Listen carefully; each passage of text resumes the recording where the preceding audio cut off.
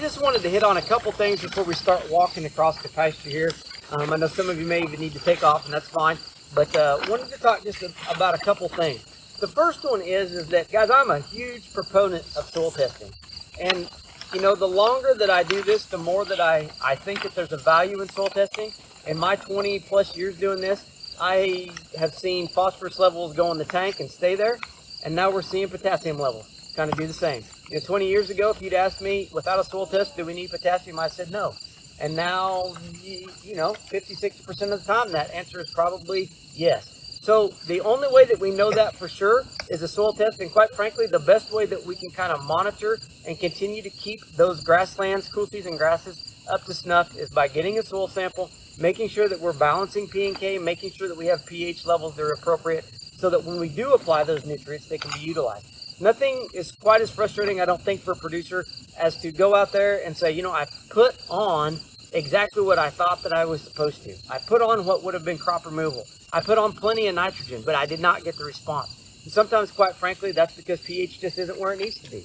And so we don't want to forget those things as well. So soil testing is important. I would take it even one step further now. And that is it. We used to take like a farm like this and we would just, you know, sample across the whole thing and be done. And that's not a bad practice. If that's what you want to do, that's fine.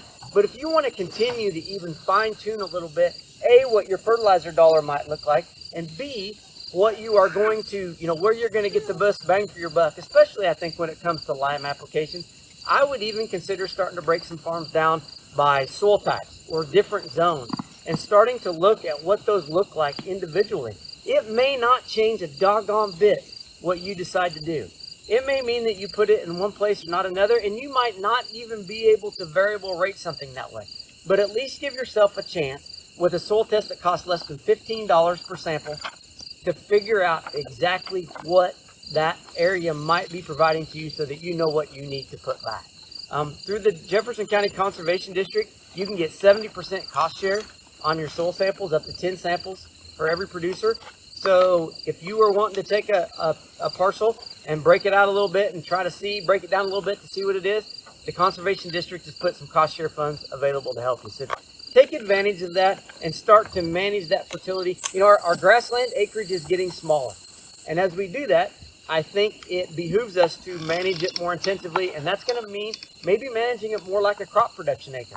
And that's going to mean a little bit of intensity from a soil testing standpoint. So my 2 cents on soil testing.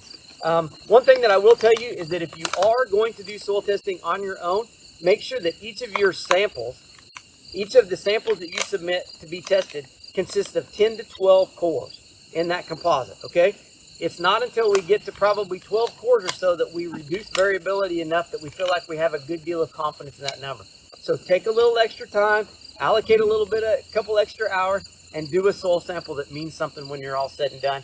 Don't just kind of haphazardly come in the gate, make a big loop, go back out. That's not going to serve you very well. So that's my 2 cents on soil testing. The other thing that I wanted to talk about real briefly is seeding. I've included a seeding chart there that's from our Kansas Crop Planting Guide, just to give you guys some idea as to what the typical windows are. Now I say typical because we are in hot, dry right now. We don't know how long this is going to last. Who knows what this is going to mean for what our planting window might be in the fall. But best management practices tell us that we've got to at least have something to shoot at, right? And so take a look at some of those planting windows and you might be trying to figure out, is it going to be worth my while to do something this fall? Can I prepare an area that was besieged by armyworms last fall? Can I still get that in shape that I'm able to plant it in a timely manner this fall? I don't know what brome seed is sitting at for most of y'all right now, but I'm hearing anywhere from $2.50 to $5 a pound. I don't know if that's in the ballpark from what you guys are hearing, but if it is, we sure don't want to be putting 15 pounds of brome seed out there an acre and not getting to come up. So make sure that you're kind of doing that in a good planting window as well. Same with your cover crops. That's what the other side of that whole thing is so you can have some idea as to if you are planting a cover crop, complementary forage, whatever it might be, when you're going to get the best opportunity for that to return. Lily talked about how some of those cover crops that were seeded on some of those sites just did not get seeded early enough. And the ones that did, like they did at Wamego, lots of biomass. Makes a huge difference. So with that, I'm going to kind of turn it over to Dusty a little bit. That publication, if you want that planting date, you can do that. The other thing that I will say from some of these stands that were hit by armyworms, some of y'all are going out there and trying to control weeds in them, trying to manage things before planting. That's fabulous. Sometimes you are doing that as part of a broader weed control program across that farm. Make sure you've read that label to understand what that pre-plant interval is going to be. Again, no sense in throwing seed out there 12 days after you put a product on that has a 45-day replant interval. Not to say that it's going to hurt it, but it might not do it any good either. So read that label and make sure that you have some understanding of that.